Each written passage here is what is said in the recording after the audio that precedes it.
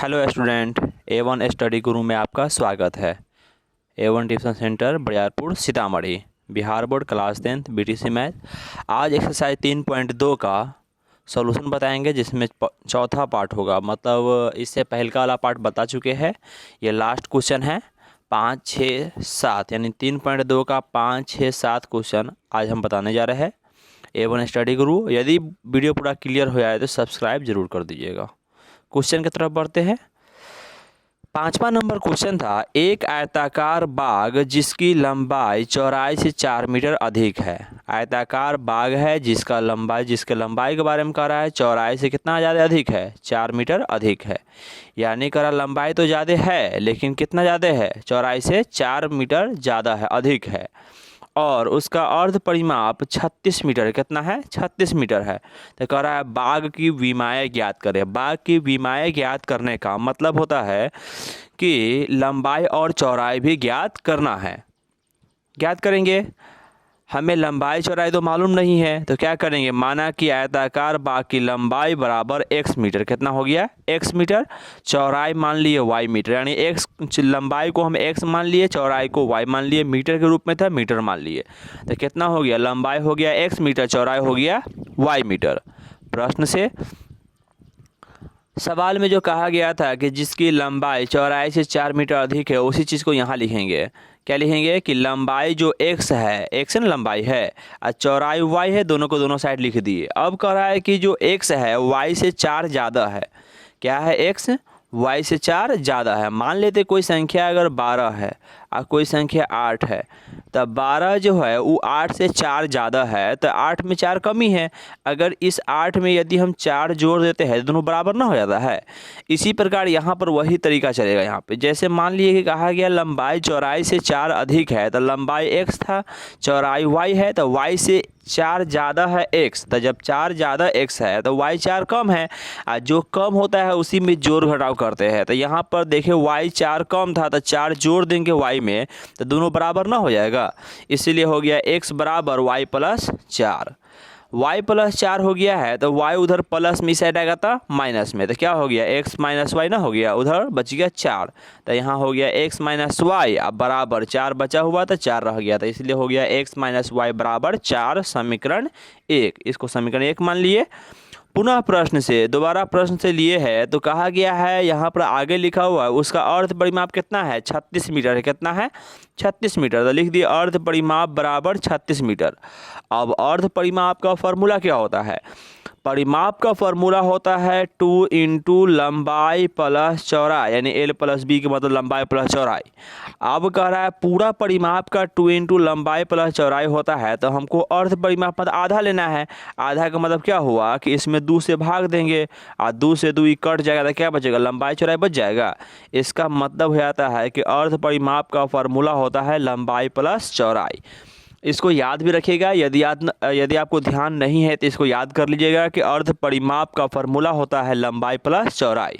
तो हम लिख दिए अर्ध परिमाप बराबर 36 था, तो अर्ध परिमाप फॉर्मूला होता है लंबाई प्लस चौड़ाई, मतलब लंबाई से प्लस चौड़ाई बराबर कितना हो जाएगा, 36 हो जाएगा। अभी न लंबाई x माने चौड़ाई y माने हैं, तो लंबाई की जगह पर x रखेंगे, चौड़ाई की जगह पर y रखेंगे, तो क्या हो गया, x प्लस वाई, अब बराबर 36 था, 36 रहने दिए, यानी x प्लस वाई बराबर 36 हो गया। डॉट डॉट समीकरण 2 हो गया। यहाँ तक क्लियर है। अब यहाँ पर यह भी कहा गया था कि बाग की विमाएँ ज्ञात करें, लेकिन विमा ये ना कहा गया था ग्राफी विधि कुछ विधि, तो हम सिंपल विधि से ज्ञात करेंगे। अब क्या है कि विधि ज्ञात करने के लिए हम विलोपन विधि का प्रयोग करेंगे। विलोपन विधि या लुप्तीकरण जिसको कहता है, उस विधि का प्रयोग करेंगे। इस विधि को बनाते कैसे, एक्स वाई का मान कैसे निकालते, इसको समझिए। जब भी आपको एक्स वाई का मान निकालना होगा तो 2 गो समीकरण होगा। एगो समीकरण यहाँ दिए हुआ है, एगो समीकरण यहाँ दिए हुआ है। 2 गो समीकरण में हमेशा चर राशि एक साइड, अचर राशि एक साइड होना चाहिए। तो हम पहले ही कर दिए है कि चर राशि इस साइड है, अचर राशि उस साइड कर दिए। यहाँ भी देख रहे चर राशि इस साइड, अचर राशि उस साइड, मतलब एक्स वाई वाला टर्म एक साइड और संख्या वाला टर्म एक साइड होना चाहिए। हम क्या किए, एक्स माइनस वाई इधर है, 4 उधर संख्या है, एक्स प्लस वाई इधर है, 36 उस साइड में है। तब मैं देख रहे हैं कि समीकरण ठीक ठाक रूप में है। दूसरा तरीका ये होता है कि हम किसी एक चर राशि को काटते हैं। ज़्यादातर हम वाई वाला को काटते हैं।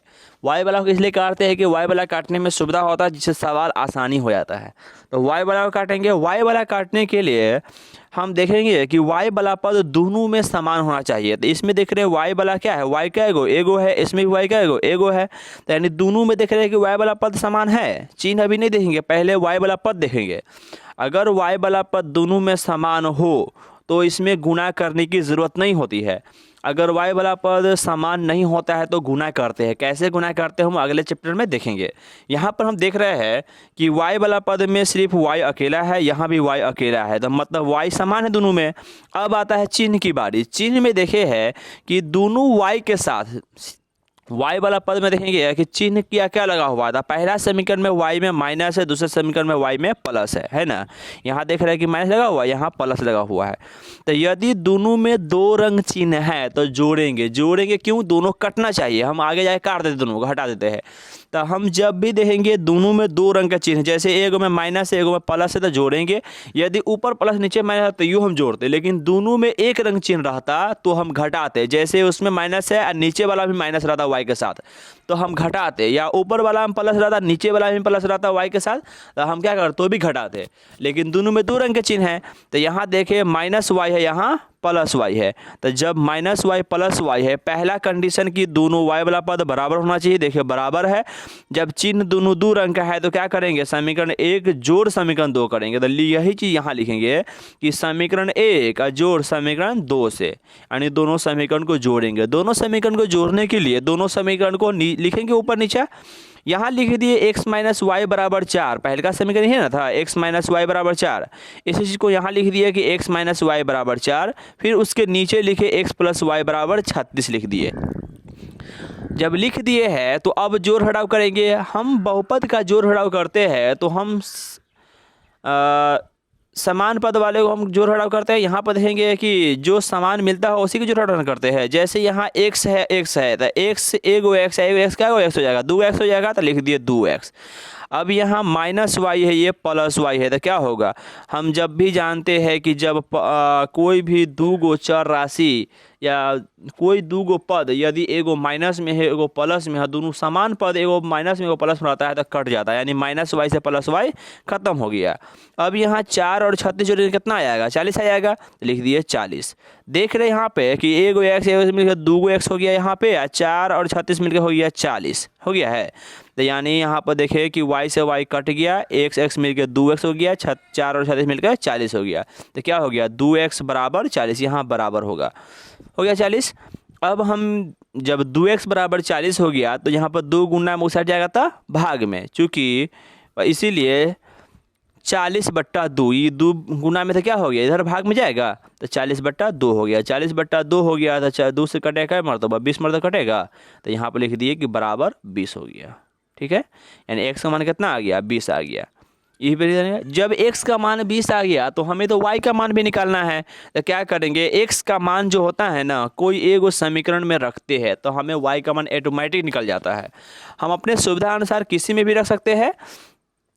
अब यहाँ देखें x का मान लिखे है, यहाँ पे x का मान समीकरण 1 में रखने पर, समीकरण 1 में ज़्यादातर लोग समीकरण 1 में रखते हैं या समीकरण 2 में भी रखिएगा तो कोई दिक्कत नहीं है। इसमें कोई जोर ज़बरदस्ती नहीं है कि आप 1 में रखिए या 2 में रखिए, आप कोनों में रख सकते हैं। लेकिन यहाँ पर देखे है कि x का मान समीकरण 1 में रखने पर, समीकरण 1 था उसको लिख दिए x माइनस वाई बराबर 4। समीकरण 1 जो है x माइनस वाई बराबर 4 रहने दिए है। अब x का मान अभी कितना निकला है, यहाँ पे x का मान 20 निकला है, यहाँ पे देखना रहे, यहाँ पे x का मान 20 निकला है ना। तो यहाँ पर x जब आप समीकरण 1 में 20 x का मान रखेंगे तो यहाँ x माइनस वाई बराबर 4 था, तो x के बदला कितना रहेंगे 20, और माइनस के माइनस y के y रहने दिए, बराबर 4 है रहने दिए। यहाँ तक क्लियर है।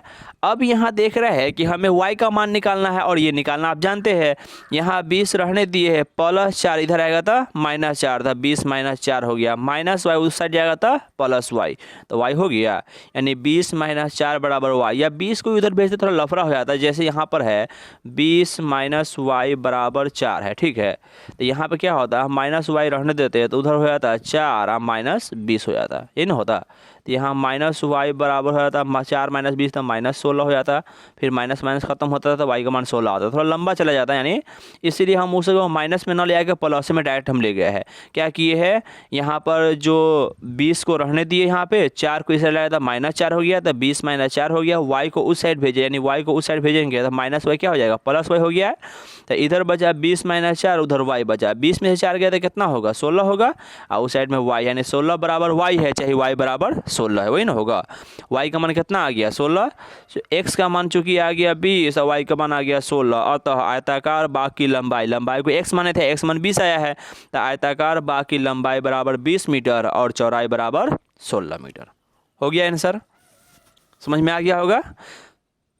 यदि कोई दिक्कत हुआ होगा तो आप कमेंट जरूर करिए, पूछिए कि क्या दिक्कत हुआ है, हम जरूर जवाब देंगे। छठा नंबर क्वेश्चन है कि एक रैखिक समीकरण 2x + 3y - 8 = 0 दी गई है, यानी एक रैखिक समीकरण दिया गया है जो क्या है, 2x + 3y - 8 = 0। दो चरों में एक ऐसी और रैखिक समीकरण लिखी, यानी एक और रैखिक समीकरण कर लिखने के लिए अपना मन से, ताकि प्राप्त युग्म, यानी जो युग्म प्राप्त हो उसका ज्यामितीय निरूपण, जैसा कि एक नंबर में दिया है प्रतिच्छेद करती रेखा हो, दूसरा है समांतर रेखा हो, चौथा है संपाती रेखा हो।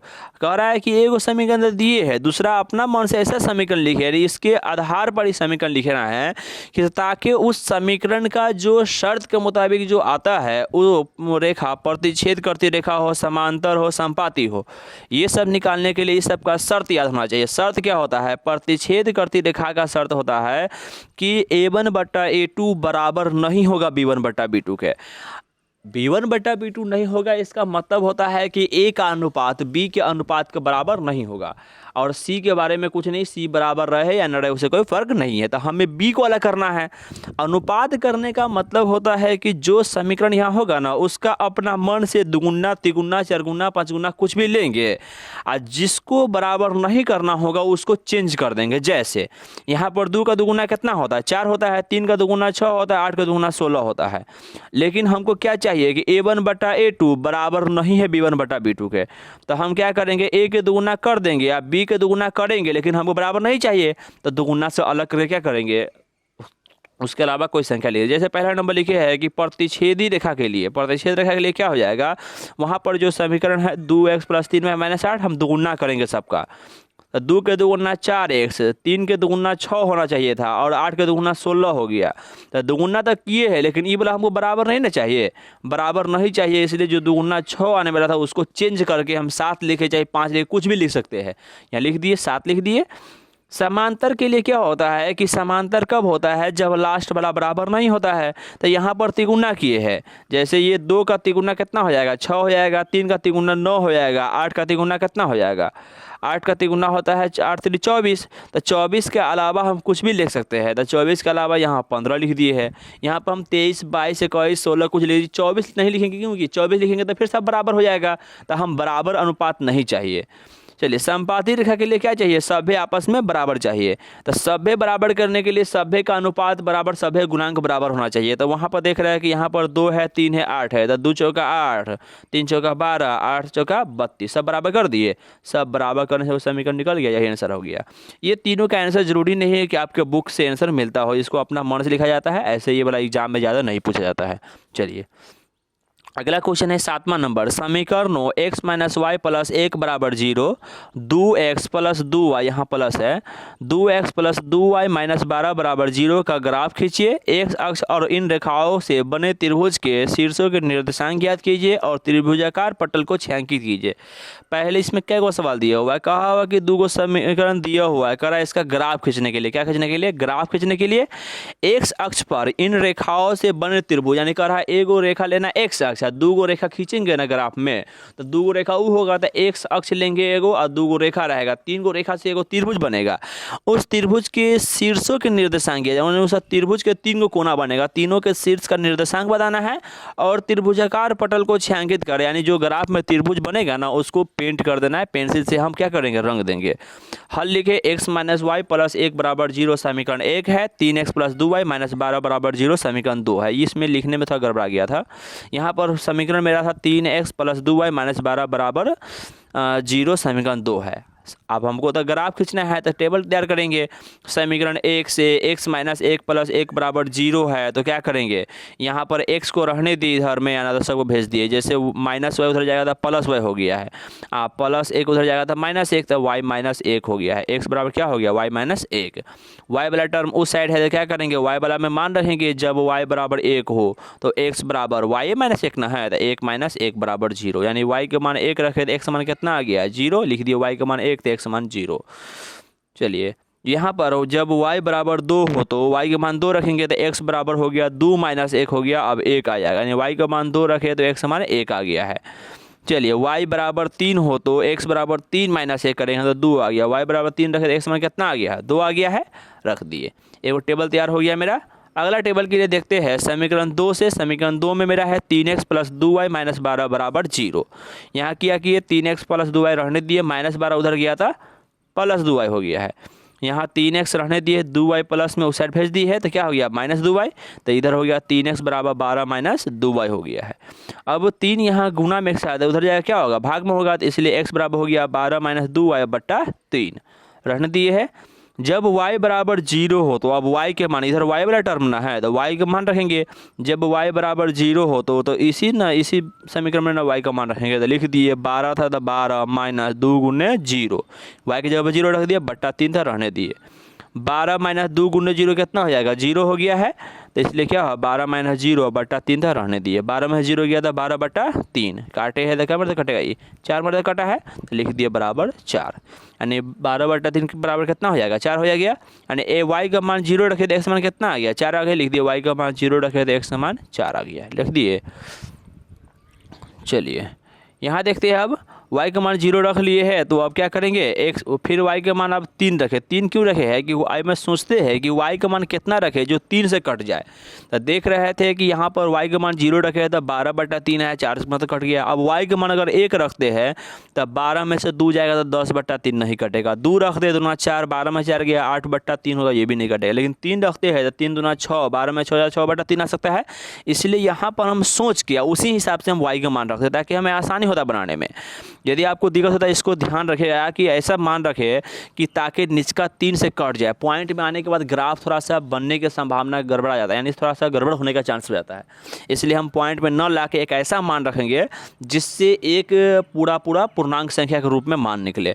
तो हम क्या किए, यहाँ पर सोच लिए कि यदि y के मान अगर 3 रखते हैं तो पूरा मान निकलता है। लिखिए x बराबर 12 माइनस 2y था तो 2 गुने 3 हो गया है, तो 12 माइनस 2 गुने 3 बट्टा 3, 12 माइनस हो गया 2 तिहाई कितना हो गया, यहाँ पर 6 हो गया है, तब 12 माइनस 6 बटा 3, 12 माइनस 6 बटा 3 किए हैं।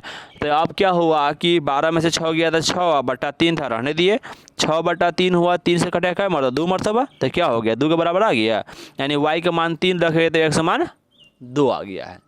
अब आगे बढ़ते हैं, जब y का मान 6 हो, देखिए 4 5 रख रहे थे तो आपको पॉइंट में आ रहा था, तो क्या किया y का मान हम 6 रख दिए, x बराबर 12 गुने वह 12 माइनस 2 गुने 6, 2y था 2 गुने 6 हो गया, अब बट्टा 3 रहने दिए, 12 माइनस 2 6 कितना हो जाएगा 12 हो जाएगा, 12 माइनस 12 बट्टा 3 हो गया, यानी 0 बट्टा 3 हो गया। 0 बट्टा 3 का मान कितना आ जाएगा 0 ना आ गया, यानी x मान y का मान 6 रखे तो x मान 0 आया है।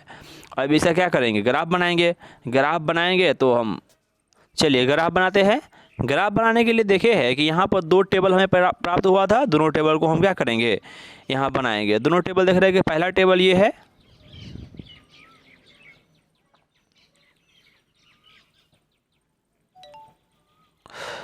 पहला टेबल देखे यहाँ है, दूसरा टेबल यहाँ लिखा हुआ है। तो पहला टेबल हम देखे, दूसरा टेबल देखे। पहला टेबल से हम पहले निकालेंगे।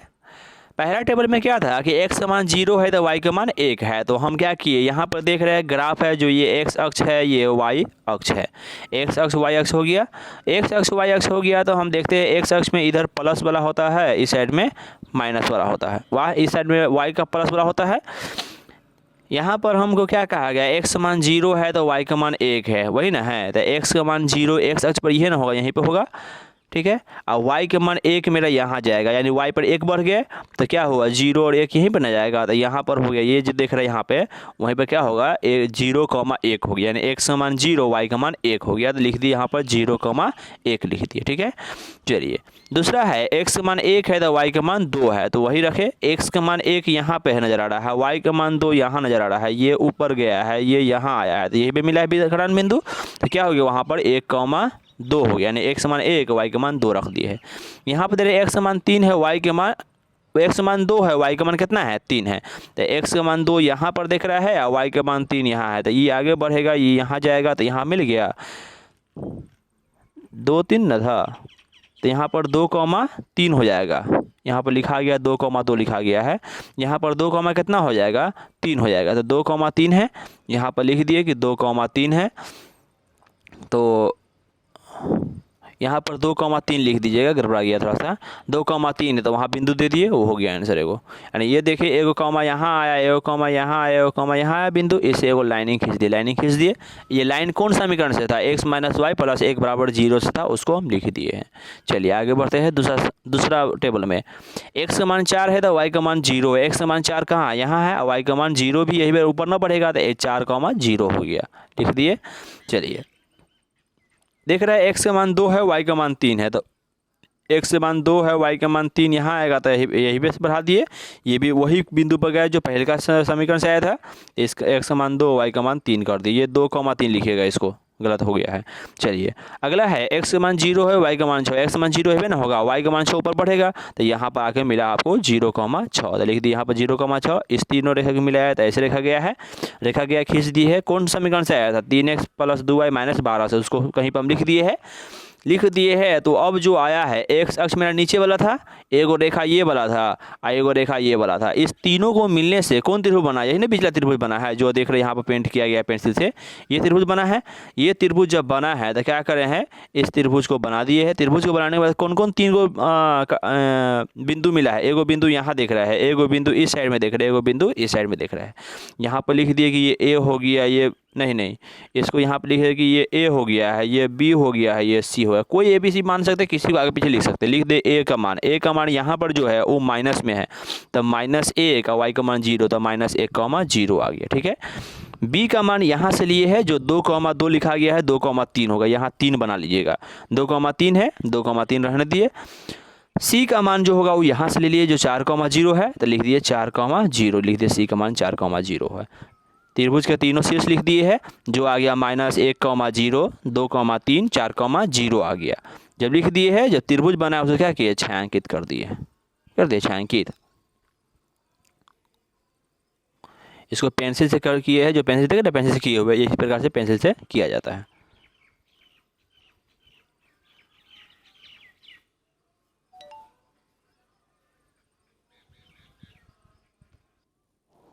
चलिए थैंक यू देखने के लिए। वीडियो के डिस्क्रिप्शन में PDF फाइल लगा हुआ है, वहाँ से आप डाउनलोड करके चैप्टर रिवाइज कर सकते हैं। PDF फाइल डाउनलोड करने में यदि कोई भी प्रॉब्लम होता हो तो कमेंट जरूर कीजिए, हम आपको लिंक दे देंगे जिससे PDF फाइल डाउनलोड हो जाएगा। डाउनलोड करके आप रख भी सकते हैं, कभी भी लाइफ में कोई प्रॉब्लम हो यानी कोई समस्या हो तो आप यहाँ से रिवाइज करने में आपको सुविधा मिल सकता है। थैंक यू देखने के लिए, जब तक के लिए बाय।